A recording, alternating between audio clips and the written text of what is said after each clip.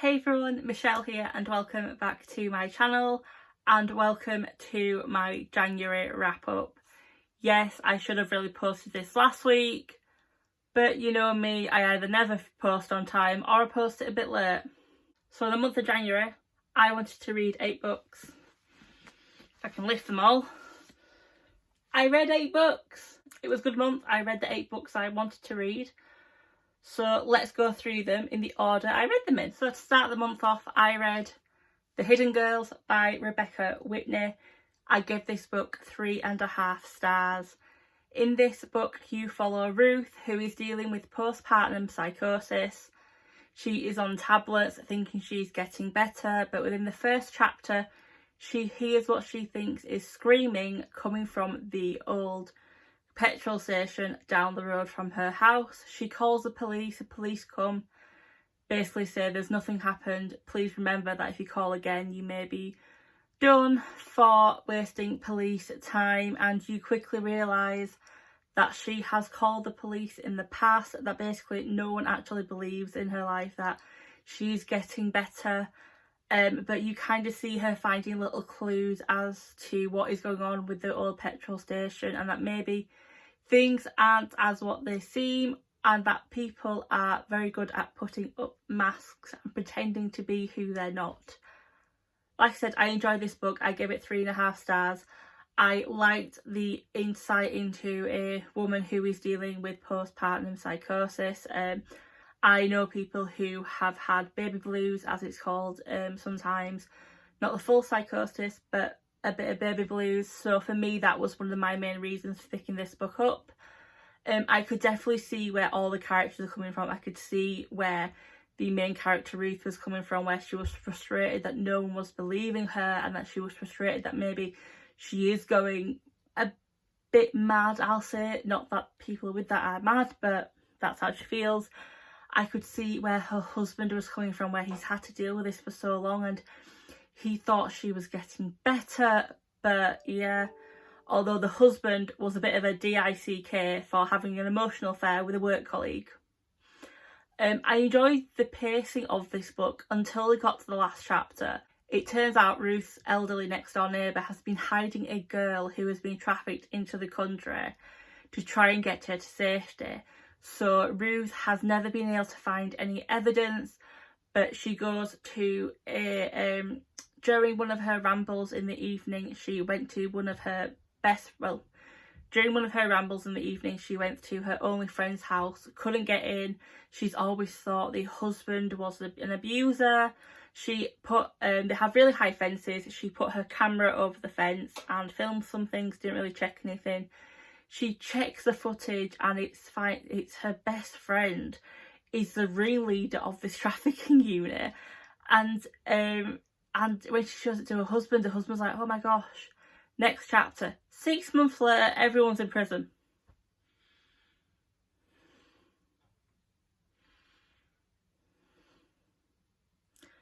That came out of nowhere. I'll be honest, that was the reason. This book would have been a 4.5 stars, if I'm honest, because there was a couple of characters that I didn't like. But that sudden jolt from a nice, even pacing to suddenly, 6 months later, everything resolved, everything sorted.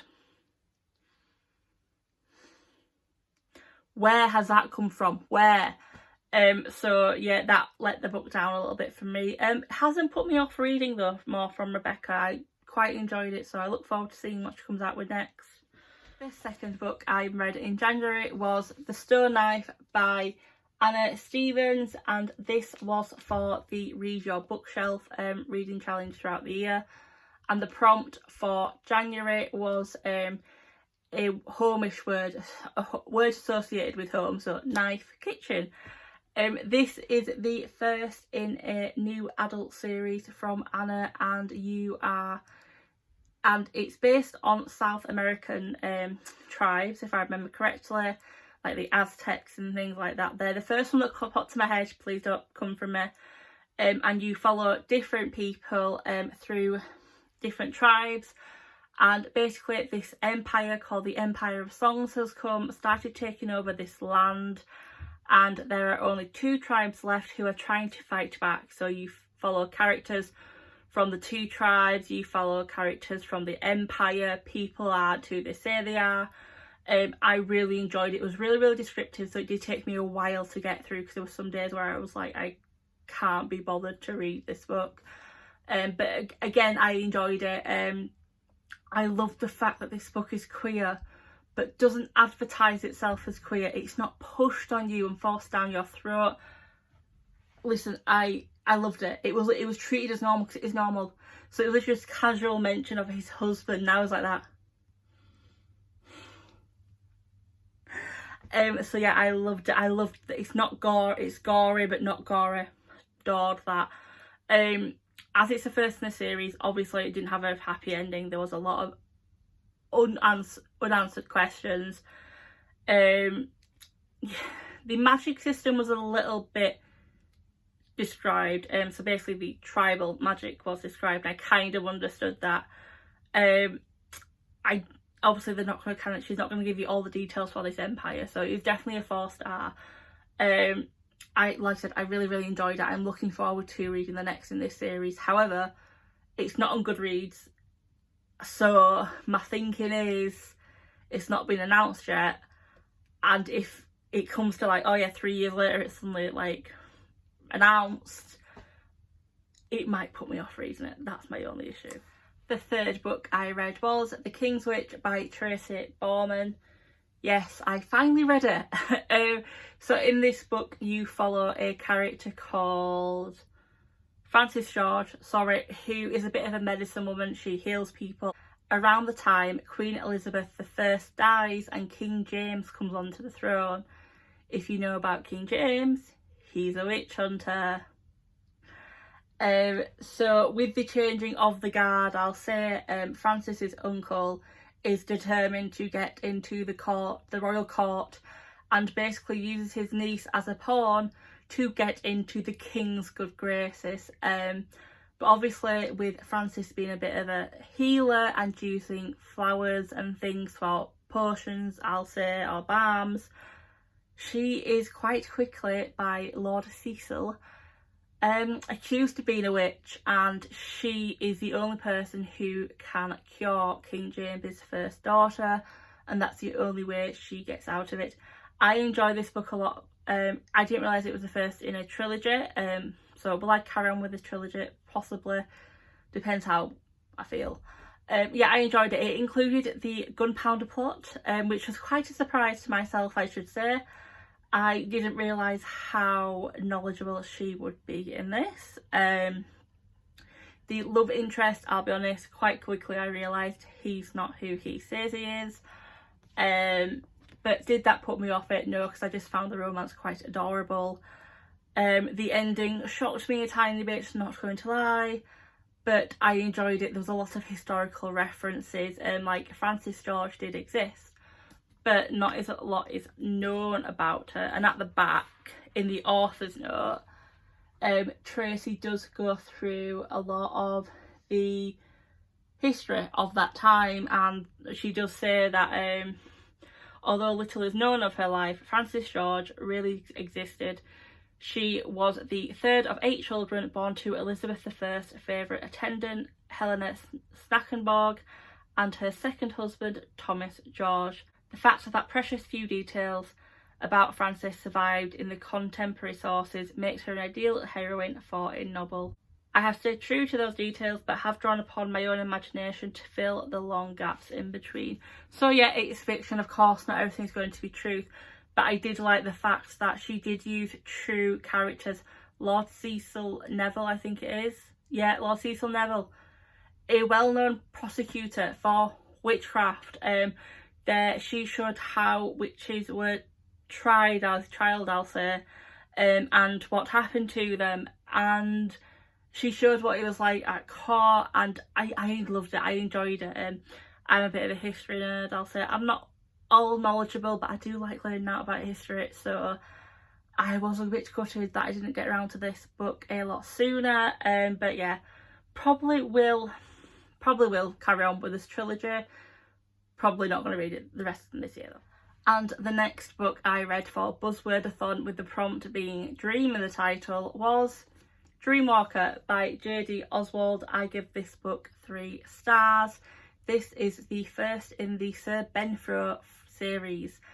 In this book you follow Benfro and Errol, a young dragon and a young boy born on this same night, and you have, in this book basically you are following them, setting up the rest of the series. So you follow them from kind of childhood to the age of 14, 15 I want to say, I can't really remember.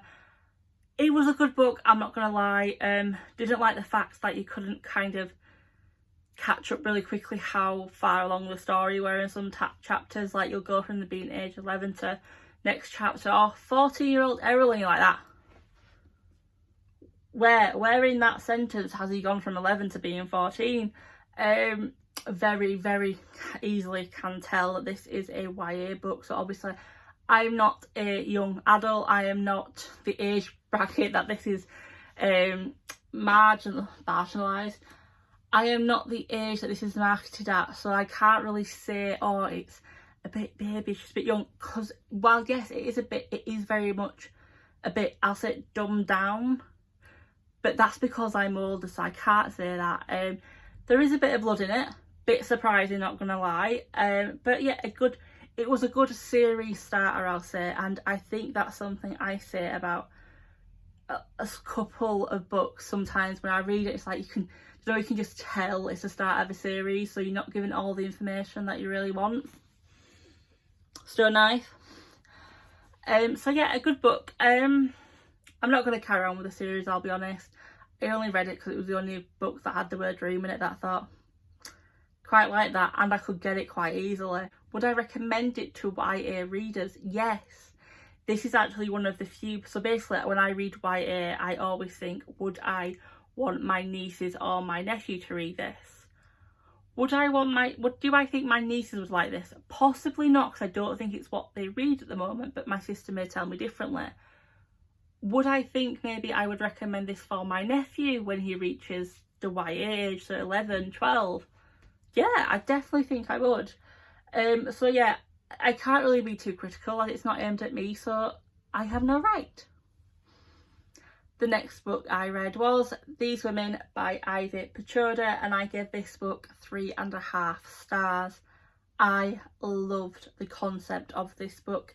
You follow 6 completely different women who live in the same area of San Francisco, I want to say, and how they deal with a serial killer who's been gone for 15 years, coming back and starting to kill people they know. You actually follow one of the victims, which I loved.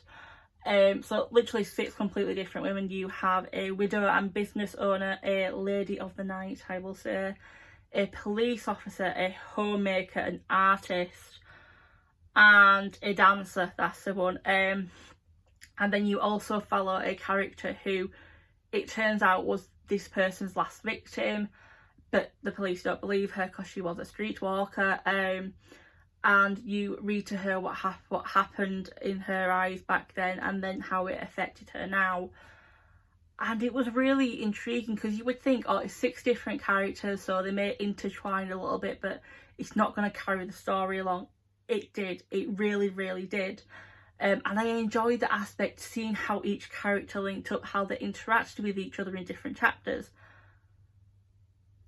I'll be honest, I didn't get the ending at all. I thought there was very obvious plot. I get that this book was kind of wrote to kind of show that certain professions are treated very differently with authorities than other professions. I get that, I agree with that. I liked that it was doing this to a extent. When you read who the killer is, you are literally sat there going, but why did no one connect? Because apparently it's very much common knowledge that this character has been in different cities where certain things have happened. So to me, I'm sat there going, well, surely, even if they didn't like streetwalkers, surely the police would want to get rid of this serial killer and would start to look in people's history to connect the dots. Maybe that's just me, I don't know. I'm not going to say it was very, very anti-men. it is a bit of a feminist book, not gonna lie, and there are feminist aspects to it. Fair dues, I enjoy that. Did it push it a little bit? Potentially. Did it push the did it push the narrative that police don't really care about streetwalkers? Oh, 100%, and I have no doubt that is the case. But not every police is the same. Do you know, not every police officer is the same. So, yeah, put me off it a little bit. Like I said, 3.5 stars. Would I read From Ivy again? Potentially. I think it would definitely depend on the book and at what angle she is coming at that certain subject at. That was a lot of apps, I apologise. On to my favourite book of the month, will be in my top 12 of the month, and the only book this year that has made me cry, which I didn't expect. The Once and Future Witches by Alex E. Harrow. This book, if you've read my reading vlog, you will know that I was like, this made me cry, this book. So 5 stars. Absolutely could not give this book anything lower than 5 stars. It made me feel every emotion it can. Every character was perfectly plotted, and the information just, I love it. I love it. So you follow 3 sisters during the time of the witch trials in America. They have had a horrendous childhood, not going to lie. They have all split up and they don't really talk to each other. You have the eldest sister who is a librarian but loves women, and it's not treated as different by the sisters. Obviously by society it is, but by their friends and stuff it's kind of agreed upon. I love it. You have the middle sister who works in a mill. She's kind of the bad girl, I'll say. She has unprotected time with a man, ends up pregnant, finds a love interest who loves her and the child, who turns out to be a warlock. And then you have the youngest child who really is a wild child. She does something to her father, which, yeah, he deserved it, and go on, girl. She has no love interest, which I love. Normally when you get sister books, it's always they each have to have a love interest. No, they don't. She is quite capable of living her life without a man, a woman or alien. That's all I'm going to say. So they get caught up in the suffragette movement, the women's right to vote movement, I should say, in America. And yeah, the youngest sister wants to join the movement to try and get rights for witches. That doesn't go down too well. The main protagonist, the main villain, is connected to fairy tales, and that's what I love. So she connects it to fairy tales obviously the Grimm brothers wrote, such as Hansel and Gretel. There is Russian fairy tales, if I remember correctly. There is 3 old witches which you come out of nowhere, if I'm honest, to be connected to these 3. Gonna be honest, got to the final 100 pages and I was like, yes, 4 star. 4 star. I felt happiness, I felt sadness, I felt anxious, I felt giddy. Great, it's not made me cry, things like that.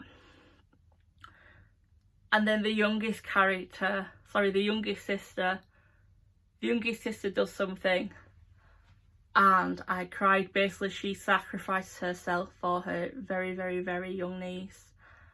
I bawled my eyes out like a baby. And that was because I could feel everything she was feeling for her niece. And I was like, I would do the exact same. I would burn myself in fire for my niece and nephew. No lie. So I loved that. And the ending was bittersweet. Because, yes, there was a happy ending for all the characters. But just they couldn't be together. Yeah. But no, I love it. I swear, if anyone's going to read this book. I did think it was YA, it's not, it's very much adult. So if the nieces are watching, you can't read this yet. And Shelley, let know when you can. But if this is on your TBR or on your I'm not sure if I'm gonna buy it list, please buy it, please read it. I love this book. Like I said, this is definitely on my top 12 of the year. The next book I read was The Nesting by CJ Cook. I give this book 3 stars. you follow a character called Sophie. Well, she is called Sophie the majority of the time, but she's actually called Lexi. She attempts suicide and her boyfriend kicks her out, basically says he can't deal with this anymore, kicks her out, he's a scumbag. She commits identity fraud, takes over this whole young lady called Sophie's life, including her job history, to get a job as a nanny for a recent widower and his 2 young children, who wants someone to go to Norway with them, where they are building a new house in memory of his lost wife, because that's where she's from, it's where her family are from, and that is where the majority of this book is set. You follow many different characters. You follow Sophie / Lexi, you follow the husband Tom, the housekeeper Maren, the eldest young girl Gaia for a certain while, and Clive and Derry, the business partner and his wife of Tom, who are in Norway, who basically want to make sure all this house goes well because it is like a rising star, shining example for their company. I enjoy it to an extent. And then the paranormal element. So this is kind of set in like real life, I'll say. That's what it feels like. And then the paranormal aspects come into it and you're like, what? So the paranormal aspects are basically that Gaia has seen, the eldest daughter, has seen what she calls a sad lady, and you are randomly told a story about a young girl who is sacrificed to a river god who lives in the fjord near them, so that her father's crops and animals survive.